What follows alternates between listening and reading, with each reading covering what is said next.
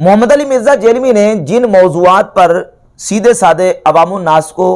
بہکانے کے لیے سب سے زیادہ گفتگو کی ہے، ان میں سے توحید کے نام پر مرزا نے بہت زیادہ عوام الناس کو، سنی مسلمانوں کو دھوکہ دینے کی کوشش کی ہے، نمبر 1۔ اور نمبر 2، فقہ حنفی کے خلاف اس نے اتنے زیادہ بیانات اور لیکچرز ریکارڈ کروائے فقہ حنفی کے خلاف، امام اعظم ابو حنیفہ رحمۃ اللہ علیہ کے خلاف اور ان کی فقہ کے خلاف، جس سے یہ سادہ لوگ مسلمانوں کو، سادہ سنی حنفی مسلمانوں کو اپنے دامن تزویر میں پھنسانے کی کوشش کرتا ہے۔ اور نمبر 3، کرامات اولیاء کے اوپر سب سے زیادہ اس کے جو بیانات ہیں، اس کے جو لیکچرز ہیں، وہ ہیں اللہ کے ولیوں کی کرامات کے اوپر، اور پھر کرامات کے رد میں، کرامات کے خلاف جو اس کا انداز ہے ظریفانہ اور جو نا وہ ٹھٹھا مذاق، طنز اور مذاق کر کر کے، لطیفے بنا بنا کے کرامات کے خلاف اس نے جو زہر اگلا ہے اور جو دریدہ دہنی کی ہے، وہ بالکل اس کے لیکچر اور اس کے بیانات سے واضح ہے۔ اب جب بھی کوئی کرامت پیش کی جاتی ہے کسی بھی اللہ کے ولی کی، بالخصوص حضور سیدنا غوث پاک سرکار رحمۃ اللہ کی کرامات کا ذکر ہوتا ہے، تو فوراً یہ جھٹ سے کہہ دیتا ہے کہ جھوٹی کرامتیں جی، ان کی طرف جھوٹی منسوب کی گئی ہیں۔ حالانکہ پہلی بات یہ ہے کہ یہ کنسیپٹ اور عقیدہ پہلے سمجھنا چاہیے کہ اولیاء اللہ کی کرامات برحق ہیں، یہ اہل سنت کا ہمیشہ سے عقیدہ چلا رہا ہے۔ ائمہ، محدثین، فقہا، ان کی کتابیں اٹھا کر دیکھ لیں، قرآن و سنت سے انہوں نے دلائل جمع کر کے اس پر انہوں نے عقیدہ واضح طور پر لکھ دیا ہے کہ کرامات الاولیاء حق، اللہ کے ولیوں کی کرامات برحق ہیں، جن میں سے آپ سر دست یہ کتاب الاعتقاد والہدایۃ الی سبیل الرشاد علی مذہب السلف اہل سنت والجماعہ، امام ابو بکر احمد ابن الحسین البیہقی کی المتوفہ 458 ہجری، جن کی السنن الکبری للبیہقی ہے، یہ کتاب اور اٹھا کر دیکھ لیں۔ اسی طرح یہ شرح اصول اعتقاد اہل سنہ ہبۃ اللہ اللالکائی المتوفہ 418 ہجری، یہ ان کی یہ کتاب ہے، اس میں انہوں نے علامہ ہبۃ اللہ اللالکائی المتوفہ 418 ہجری نے ایک پورا جز جو ہے الجز التاسع، یہ کرامات الاولیاء کے اوپر انہوں نے جمع کیا ہے۔ اس میں قرآن پاک، احادیث طیبات اور دیگر معتبر اور مستند کتابوں سے اللہ کے ولیوں کی کرامات کو ذکر کیا ہے۔ تو اولیاء اللہ کی کرامات برحق ہیں، ہمارے عقائد کی کتابوں میں یہ بات واضح لکھی ہوئی ہے۔ اب مرزا جو ہے وہ کرامات کا رد کرتا ہے اپنی الٹی عقل کے ساتھ، عقلی گھوڑے دڑا کے اپنی الٹی عقل کے ساتھ اولیاء اللہ کی کرامات کو رد کرنے کی کوشش کرتا ہے۔ غوث پاک سرکار رحمۃ اللہ کی کرامت ہے، فوراً کہے گا یہ جھوٹ ہے، کہانی ہے، ان کی طرف غلط منسوب کی گئی ہے۔ چلے ہم مرزا کو اس کتاب سے چند حوالہ جات، ولایت کے مقام اور ولی کی نگاہ ولایت اور اللہ کا ولی کہاں تک دیکھتا ہے، حضور غوث پاک سرکار رحمۃ اللہ کی زبانی چند حوالہ جات میں انشاءاللہ ان کی اس کتاب سے پیش کروں گا جس کے مرزا نے اپنے ریسرچ پیپرز میں اور اپنے کئی لیکچرز میں حوالے دیے ہیں۔ یہ ہے غنیۃ الطالبین۔ غنیۃ الطالبین، اس کی پہلی جلد صفحہ نمبر 164 پر حضور سیدنا شہنشاہ بغداد غوث پاک سرکار رحمۃ اللہ تعالی لکھتے ہیں وَأَجْمَعُوا عَلَى تَسْلِيمِ الْمُعْجِزَاتِ لِلْأَنْبِيَاءِ وَالْكَرَامَاتِ لِلْأَوْلِيَاءِ کہ اہل سنت و جماعت انبیاء کرام کے معجزات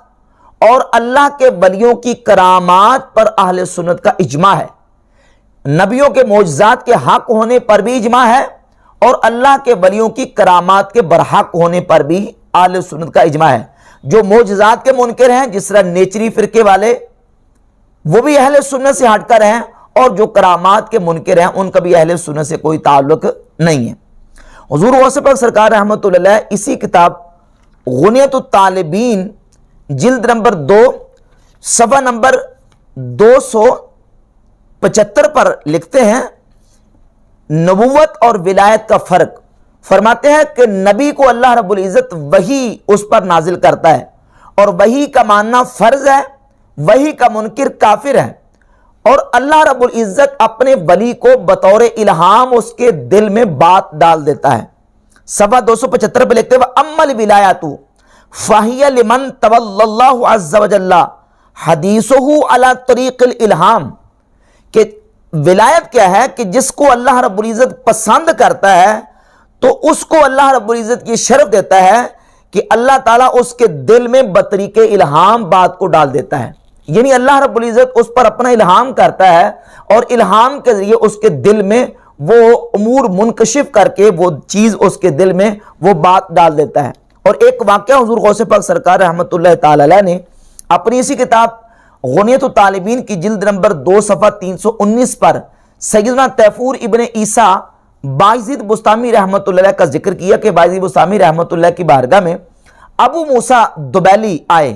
اور وہ واقعہ تفصیل سے سرا کہتے ہیں کہ ابو موسیٰ دبیلی خود بیان کرتے ہیں کہ سألتو عبد الرحمن بن یحییٰ عن التوکل، میں نے دبیل میں عبد الرحمن بن یحییٰ سے توکل کے بارے میں سوال کیا کہ توکل کس کو کہتے ہیں، تو عبد الرحمن بن یحییٰ نے مجھے دبیل میں توکل کے بارے میں یہ جواب دیا کہ توکل یہ ہے کہ لو ادخلت یدک فی فم التنین، اگر تو اپنا ہاتھ بہت بڑے اژدہے کے منہ میں ڈال دے، حتی تبلغ الی الرسخ، حتیٰ کہ تیرا ہاتھ گٹے تک بہت بڑے اژدہے اور سانپ کے منہ میں چلا جائے، تو لم تخف مع اللہ شیئا، تو اللہ کے ساتھ کسی سے مت ڈر، تیرے دل میں صرف اللہ کا ڈر ہو، یہ توکل ہے۔ ابو موسیٰ دبیلی فرماتے ہیں کہ میں یہ پوچھ کے تو واپس آ گیا، خرجت الی ابی یزید البسطامی رحمہ اللہ تعالی، پھر میں ابو یزید بسطامی رحمۃ اللہ علیہ کی بارگاہ میں بسطام گیا کہ اسألہ عن التوکل، تاکہ میں ان سے توکل کے بارے میں سوال کروں، پوچھوں کہ توکل کس کو کہتے ہیں۔ اب دیکھیے بایزید بسطامی رحمۃ اللہ کی نگاہ ولایت، جس کا تذکرہ خود غوث پاک سرکار نے اپنی کتاب غنیۃ الطالبین کی جلد 2 صفحہ 319 پر فرمایا۔ ابو موسیٰ دبیلی کہتے ہیں کہ فدخلت ببسطام ودققت علیہ الباب، میں بسطام چلا گیا، بسطام گیا اور میں نے جا کے بایزید بسطامی کا دروازہ کھٹکھٹایا، فقال علی یا ابا موسیٰ ما کان لک فی جواب عبد الرحمن من القناعہ، تو دروازہ کھٹکھٹاتے ہی اندر سے آواز آئی، کہا کہ اے ابو موسیٰ، جو دبیل میں تمہیں عبد الرحمن بن یحییٰ نے جواب دیا ہے، کیا تو اس جواب پر قناعت نہیں کرتا؟ یعنی ابھی آگے کوئی تعارف نہیں کرایا، کچھ بھی بات نہیں کی، تو بایزید بسطامی رحمۃ اللہ علیہ نگاہ ولایت سے دیکھ لیا اور کہا کہ جو عبد الرحمن بن یحییٰ نے تیرے ساتھ جو بات کی اور توکل کے بارے میں تجھے دبیل میں بتایا، تو اس پر قناعت نہیں کرتا؟ تو ابو موسیٰ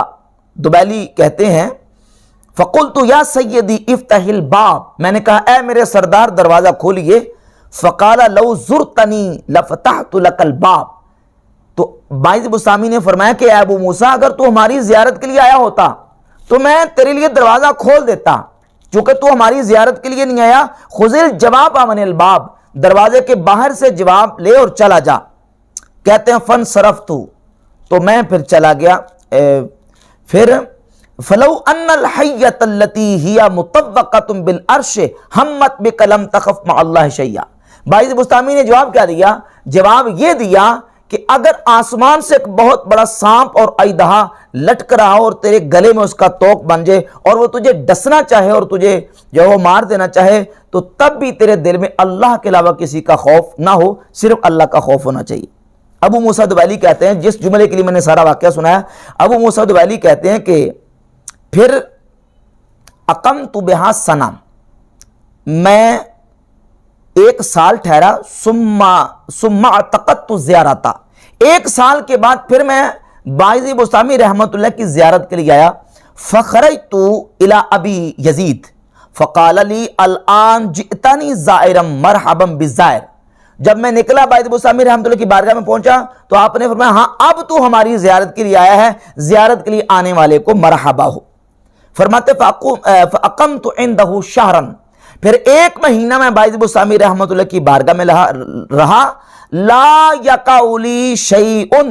الا اخبرنی بہ قبل ان اسألہ، جو بھی میرے دل میں خیال آتا تھا تو سوال کرنے سے پہلے ہی بایزید بسطامی رحمت اللہ علیہ مجھے اس کا جواب عطا فرما دیتے تھے۔ یعنی دل میں میرے سوال پیدا ہوتا تھا کہ میں نے یہ سوال کرنا ہے، 1 مہینہ میں رہا تو جو بھی دل میں میرے سوال آتا تھا، میرا سوال کرنے سے پہلے ہی سیدنا بایزید بسطامی رحمت اللہ علیہ مجھے جواب دے دیتے تھے۔ یہ واقعہ اور ولایت کی نگاہ اور ولایت کا مقام اور اللہ کے ولی دلوں کی حالت کو پڑھ لیتے ہیں، یہ سیدنا غوث پاک سرکار نے اپنی کتاب غنیۃ الطالبین کی جلد 2 صفحہ نمبر 319 پر بیان کیا۔ اور یہی ولایت کی نگاہ کا تذکرہ اور ذکر کرتے ہوئے اسی کتاب غنیۃ الطالبین کی جلد نمبر 2 کے صفحہ نمبر 273 پر لکھتے ہیں کہ یہ اولیاء اللہ یہ وہ ہیں وَهُوَ عَزَّ وَجَلَّ أَطْلَعَهُمْ عَلَى مَا أَضْمَرَتْ قُلُوبُ الْعِبَادِ، فرماتے ہیں جو بندے کے دل میں بات چھپی ہوتی ہے بندوں کے، اللہ تعالیٰ اپنے ولیوں کو ان دلوں کے اندر چھپی باتوں پر مطلع فرما دیتا ہے۔ یہ غوث پاک سرکار لکھ رہے ہیں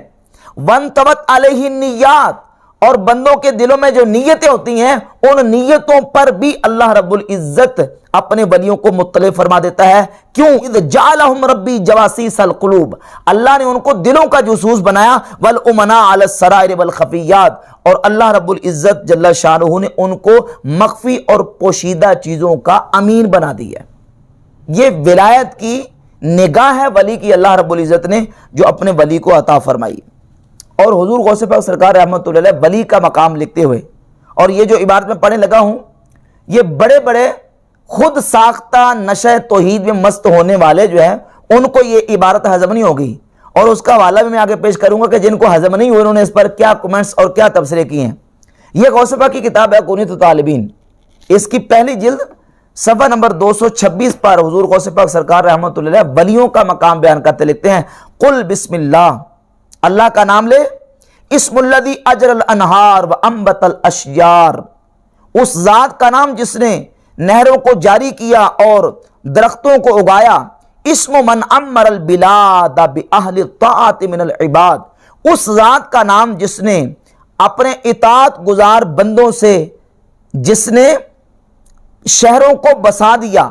فجعلہم لہا اوتادا کالجبال، پس اللہ نے ان بندوں کو میخیں بنا دیا جس طرح پہاڑوں کو میخیں بنایا زمین پر، فصارت الارض بہم لمن علیہا کالمہاد، پس ان اطاعت گزار بندوں کی وجہ سے زمین اپنے رہنے والوں کے لیے بچھونا بن گئی، فہم الاربعون الاخیار من الابدال، اور یہ اطاعت گزار بندے جن کی وجہ سے زمین فرمایا کہ رہنے والوں کے لیے بچھونا بن گئی، یہ 40 وہ اخیار ابدال ہیں، المنزہون الرب عن الشرکاء والانداد، جو اپنے رب کی اس کے شریکوں سے پاکی بیان کرتے ہیں، وملوک فی الدنیا وشفعاء الانام یوم التناد، اور یہ اللہ کے ولی ملوک فی الدنیا، یہ دنیا کے بادشاہ ہیں اور قیامت کے دن مخلوق خدا کی شفاعت کرنے والے ہیں۔ اور اگلا جملہ نجدیت کچھ جملہ غوث پاک سرکار رحمۃ اللہ نے بیان فرمایا، فرماتے اذ خلقہم ربی مصلحۃ للعالم ورحمۃ للعباد، اللہ نے ان بندوں کو، ان نیک اولیاء کو، ابدالوں کو اس عالم کی اصلاح کے لیے پیدا کیا، وَرَحْمَةً لِلْعِبَادِ، اور اپنے بندوں پر رحمت کرنے کے لیے ان کو تخلیق فرمایا۔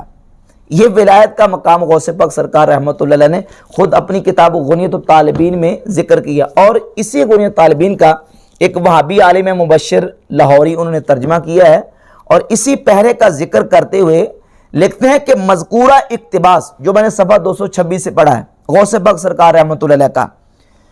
وابی مولوی صاحب لکھتے ہیں کہ مذکورہ اقتباس میں اوتاد و اقتاب وغیرہ کے حوالہ سے شیخ نے جو نقطہ نظر پیش کیا ہے اس کے ظاہری مفہوم کی کوئی ایسی توجیہ جس سے اس کی شرکیہ آمیزش بآسانی دور ہو سکے بہت مشکل ہے۔ بہت مشکل ہے کہ اس عبارت کو ہم شرک سے پاک ثابت کر سکیں، یہ تو ساری شرکی عبارت ہے، مگر اس بنیاد پر معاذ اللہ شیخ پر کوئی فتویٰ صادر کرنے کی بھی راقم اس لیے جسارت نہیں کر سکتا کہ ائمہ نقاد مثلا ابن تیمیہ، حافظ ذہبی، ابن حجر، ابن رجب وغیرہ نے ایسا نہیں کیا۔ چونکہ ابن تیمیہ صاحب نے شیخ عبد القادر جیلانی کو مشرک نہیں کہا، اس لیے میں بھی مشرک نہیں کہتا، ورنہ اگر ابن تیمیہ صاحب شیخ عبد القادر جیلانی کو مشرک کہہ دیتے تو ابھی مولوی صاحب کہتے ہیں کہ پھر ہمیں بھی مجبوراً کہنا پڑتا۔ تو اندازہ کر لیں کہ غوث پاک سرکار رحمت اللہ جو امت کی مسلمہ شخصیت ہیں، جن کے ولی اللہ ہونے پر